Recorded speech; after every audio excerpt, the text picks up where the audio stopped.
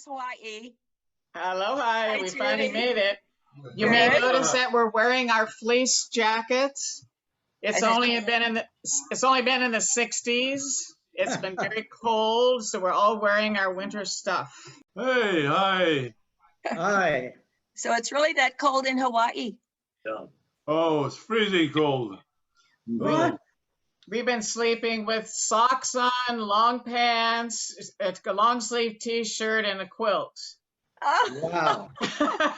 You see, we don't have heaters here, so it was like 63 degrees this morning. Oh. We don't have heat in our houses. Yeah.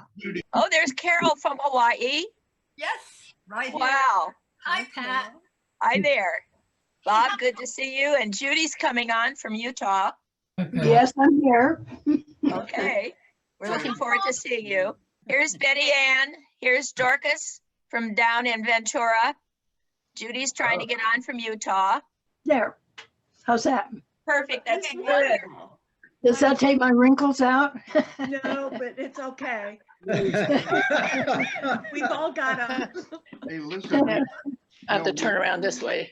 everybody knows Patty Fortine, our illustrious reunion committee chair, who has put all of this together. And the other members of the committee are Nancy Sharp. There she is up you there. go. I'm Nancy Clark. Don Price. There she is. Hi, Nancy. Let's see, who else do we have here? Oh, Nancy Clark. Yep, here I Hi, am. Nancy, wave at us. Oh, Yeah. And Yeah. let's see, have I missed anybody? Not that's on the screen. Carol Wood, hooray. Yeah.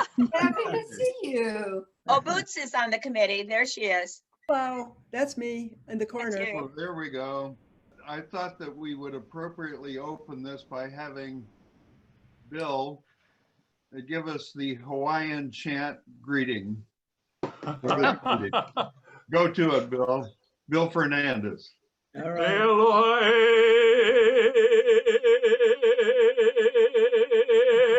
Aloha.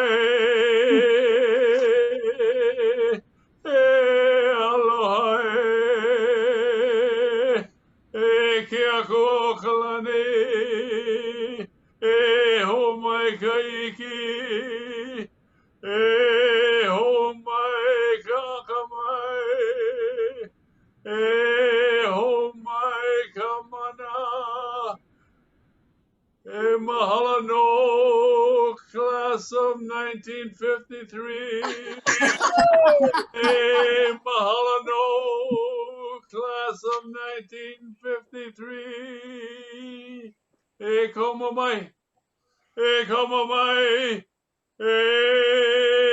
Como mai.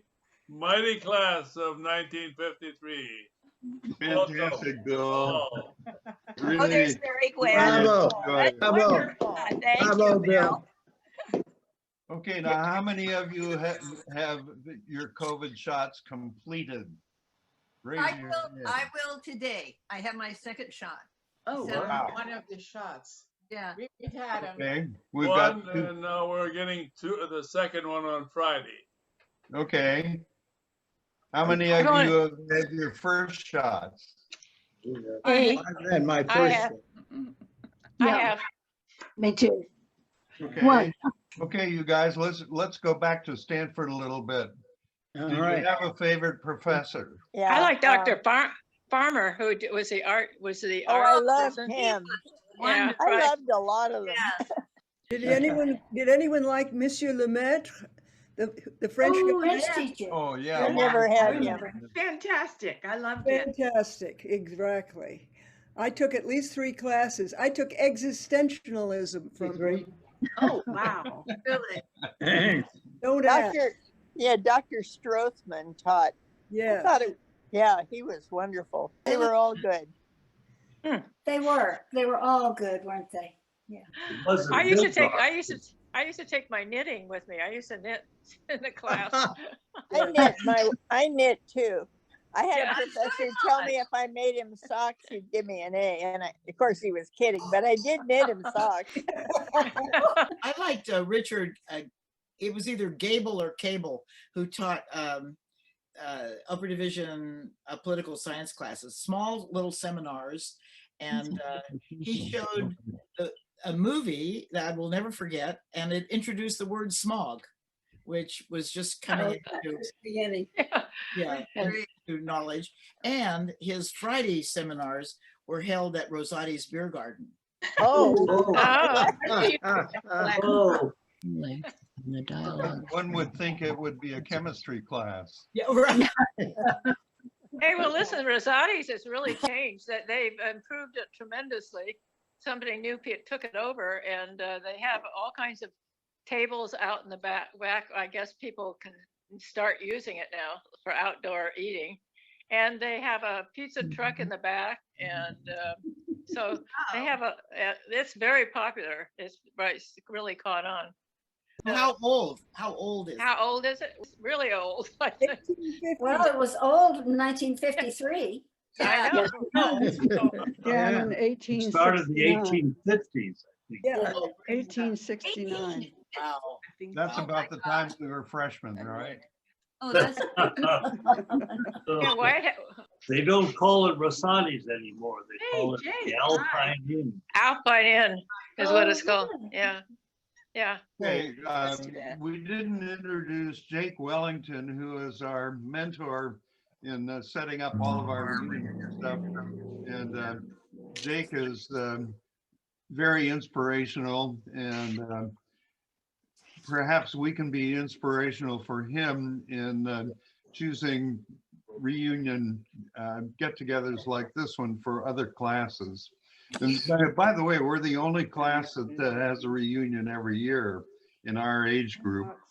I'm remembering my very, very first day at Stanford, and there were boys everywhere. And I had been in a girls' school all my life. And the man came in the door and sat cross-legged on the desk and started calling the roll. And he called my name, and I popped up and said, "Present, sister." Oh yeah. Same for me. I also was in an all-girls school. And I was surprised we didn't have to say the Hail Mary before every class. I was involved in the band. Yeah, I was. And what was your instrument, Brad? Trumpet. Very good. And did that help out on in your legal career? Well,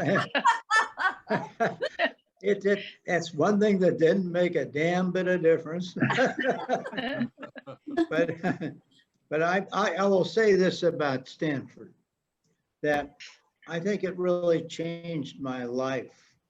It was, I went there undergrad and law school, and it was so important. That's how I got into the venture capital business. It's because of my contacts at Stanford. And I was representing guys who were starting venture capital funds. How many of the others of you felt that your major at Stanford was instrumental in your lifetime career? Oh, yeah. Oh, yeah. Right. Yeah. I was definitely. Okay, was. Betty Ann, want to tell us why? Well, I majored in political science, as I said, and on graduation day, a recruiter from the CIA came over to Jordan House, where I was living, and did an interview with me. And I ended up in Washington, D.C. 3 months after graduation, and met my first husband there. You'd call that a life change. And I was always, what I really wanted to do was to be a city manager in some kind of medium to small town. I never did that, but the politics, making government work for people has always been a central issue for me. And you know, I was interviewed by the CIA too, and I turned him down because I didn't want to be a secretary.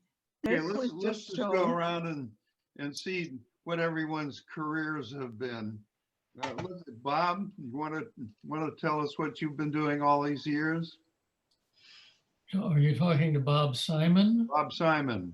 Sure. I'm one who you might say never left Stanford, although I did for a while. But After several years away doing other things, I returned as an assistant dean in the office of the dean of the business school. I was the assistant dean for corporate relations. And then during the Stanford Centennial campaign, my wife and I moved back to New York City, where we were representing the university on the Eastern Seaboard.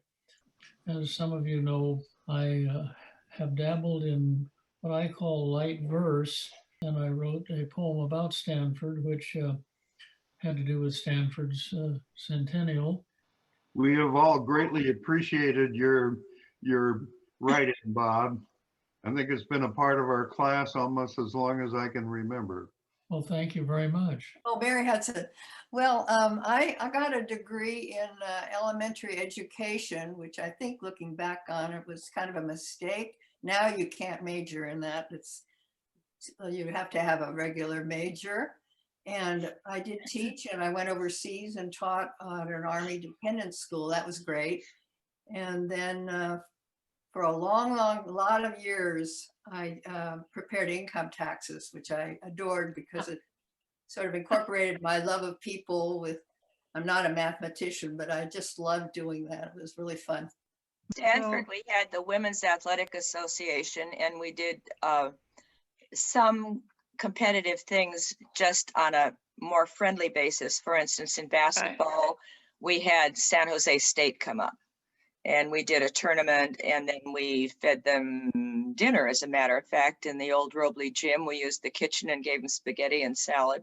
I've got a story about the Robley gym. Oh, the Robley gym. Right. And I assume we all know where that was located. Stanford's first linear accelerator was produced by the physics department, and it was about 100 feet long, and it pointed directly at the Robley gym.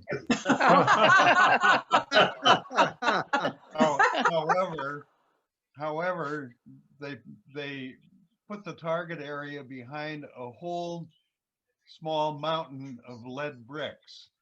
So no radiation would travel beyond the linear accelerator. Well, a few years ago, they tore that very first one down, and when they demolished it, they found that somebody had gone in and stolen all of the lead bricks out of the target. I took a dancing class, so that enabled me to be in the Gaieties and also in a spring show for Ram's Head as a dancer. I took a lot of dancing classes too, and modern dancing and so forth that were in the Robley gym. I played basketball. Actually, I think we played San Jose State. I vaguely remember it. It was, my kids laugh about it because, you know, it was half court. You never got out of breath, but I was a guard. Right. And then I coached girls basketball. My first couple of years of teaching, I coached junior high and high.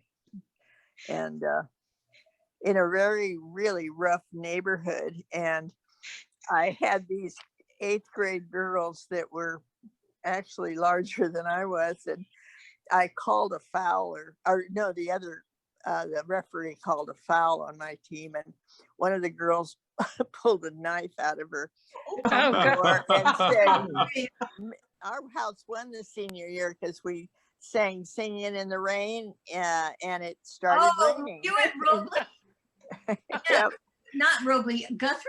Guthrie, yeah. Yeah, were you in Guthrie? Yes. Marilyn, what's your last name? It was Donahue. Oh, Marilyn. Oh, I was called Donnie because I had a couple of roommates, also Marilyn McFarland. Anyway, so we called her Mackie and I was Donnie. Oh, wow. Yes. That was spring sing that Stanford did. Yeah. And they also used to have the spring in Lagunita. They used to have the spring fest or whatever it is, where they had people made boats out of cardboard and things and tried to. Yeah.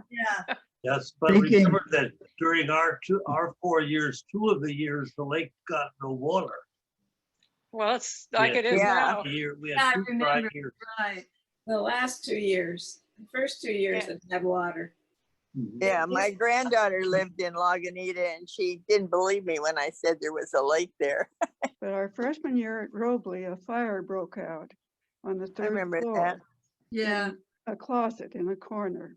And so the fire department came. Well, at that time, the fire department was staffed by students, by men, and they were so delighted because they came up, they put their ladder up through the third floor window on the wing I lived in.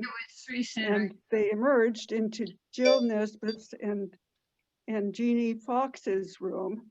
Jean and Jill were very beautiful women. And they were just, the fire department was fighting to be the first up the ladder. They did put out the fire, by the way. One time, us engineers were exiled to a Tuesday, Thursday, Saturday required course in integral calculus in spring quarter. And you can just imagine how that went over with the 20 of us that were in the class, all engineers. And Bob Weinstock was a professor. Well, one Saturday morning, I dragged out of bed late and managed to get to start off to class. And I walked in the front entrance of the quad and I looked down to my left and there was Bob Weinstock coming in late. And I looked down to the right and there was Ken Lewis, one of our classmates coming in from a crew exercise on a Saturday morning. And the three of us started running. Well, I got there first. And so I ran in the door, closed it, and sat down like I'd been there for hours. The next one in was Ken Lewis. He was really fast. And when he came in the door, he turned around and he locked the door. and then came Bob Weinstock. And there was this moment of silence, and then there was a huge crash against the door. Oh. And then banging, and somebody trying to open the door, and then banging on the door like, come on, unlock this thing. A moment of silence. And we turned around, and here came Bob Weinstock diving through the back window, which was chest high, into the classroom. He landed flat on his stomach on the floor, got up, ran for the blackboard, and emptied the whole eraser tray of erasers, throwing them at Ken Lewis. He ran out of erasers, he did the chalk. Then he fell on his belly in the front of the class, laughing like heck, stood up and gave us the lecture. You're kidding. That's funny. Oh, That was memorable. what do you all remember about coffee at the cellar? Oh. Outside or inside? Coffee at the cellar. I thought that was a hangout for the ex-GIs. You also had to learn to smoke. Oh, I spent the entire summer after high school, before I went to Stanford, forcing myself to learn to smoke because I wasn't going to at a sophisticated campus like Stanford without knowing how to smoke. When we arrived at Robley, we were each given a package of Lucky Strikes. Oh, we were? I don't remember that. Oh, I had a roommate that tried to teach me to smoke, and she told me that to go on a date, to be sophisticated, you absolutely had to smoke. No, but in those days, remember at the ads that said the doctors prefer, whatever it was, Lucky Strikes being fine tobacco, walk a mile for a Camel, all the ads, everybody smoked. My dad smoked a lot, but when I was sitting on the potty and learning, it's sort of starting to smoke, my dad came in, looked at me and said, Brad, I can't tell you not to because I do, but if you do, you're a damn fool. how many of you are currently writing something? Well, let's see. Betty Bruno and I are still writing memoirs or novels. What are you gonna do in your ancient age? But practice a little writing, and of course, I find a lot of subjects out of old Hawaiian history. So I like to write about what happened in the past. Fabulous stories, Bill. I've really enjoyed them. Thank you. Well, I really encouraged Bill to write these things. He wrote the first book and put those in. And I said, nobody else lived this life except here in Hawaii. So that's why he's written a lot of these memoirs and gone into the history. And Betty, yours too. Judy just finished your Munchkin book. Yeah, I loved it. And she told me all about it. Well, you got to read. Yeah, quite a life. Couldn't believe that she's telling me about working for the TV station in Oakland from her house burning down. She also interviewed criminals. She interviewed drug dealers. Man, did you have a life? How much writing did you do as a part of your TV experience? Oh, as a reporter, you have to write all your stories. There are writers in a newsroom, but they write to the anchors. You know, they don't write. I was a field reporter. I did real work. I remember you reporting about your house burning down, because I lived in the Bay Area at the time, and I remember I can still see your face on the TV station describing the Oakland Hills fire. And I'm just amazed that there's this connection now that I've met you. When we were 5 miles from where the fire started that day, the firestorm, and I was just in shock when those 60-mile-an-hour winds blew the fire across an 8-lane freeway, and then it hit a park right on the other side of the hill where we lived, and it came up the side of the hill, and I barely got out. I just couldn't believe that our house was going to burn. It was just like, I was still in shock, and so I got up and I answered, I don't even remember very much about it. I remember telling Faye, she said, what were you doing on the roof of your house with a hose? And I said, I was going to put the fire out. And that report was the first live report from the firestorm. So that went all around the world. CNN picked it up and went all around the world. Dorcas, how are the avocados coming down your way? Well, they were just fine until we had 50-mile-an-hour winds. And there certainly was a ground cover of avocados, this year's fruit. And so we'll see, because I'm still farming. I'm still farming 260 acres. Somebody referred to the COVID shot as the Fauci ouchie. That's a good one. Good one, Terry. Very good. Terry, when you talk about writing, does writing your memoirs count? I found that very interesting. I think it's really important for everybody to write stories from your lives, just because how many of us would have questions that we would have liked to ask our parents about their lives or our grandparents. And we don't. My mother used to say, if I can't remember, there's nobody left to ask. That's right. But that's why you should write your stories, not necessarily an autobiography, but just stories from your life stories you like. A tape recorder is a wonderful way to do it. Or that, because it's so easy to just, well, we have done it at family reunions. The children used to put a tape recorder out on one of the tables and just let it run. And it was amazing what we would pick up from what people were saying. So I have to go. I have a class to teach tonight. So my retirement career is teaching hula 11 years ago. Can we get a video of that? I'm on, we have a website. It's hulamai.org, and you can watch, about 100 videos of me dancing and my students and the shows. We do a show, well, we have till COVID. We do an annual program for the community in the plaza here in Sonoma every June. So that was fun. Maybe that's what our next reunion should be, is learning the hula. Oh my No, God. I like to say you're never too old to learn to hula. You're never too old to dance the hula. You're never too young to dance the hula.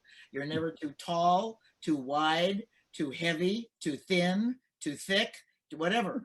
Everybody can do the hula and have a good time. Maybe we could You don't take our necessarily do it off. well, but you can have a good time. So are you men available to learn the hula as well?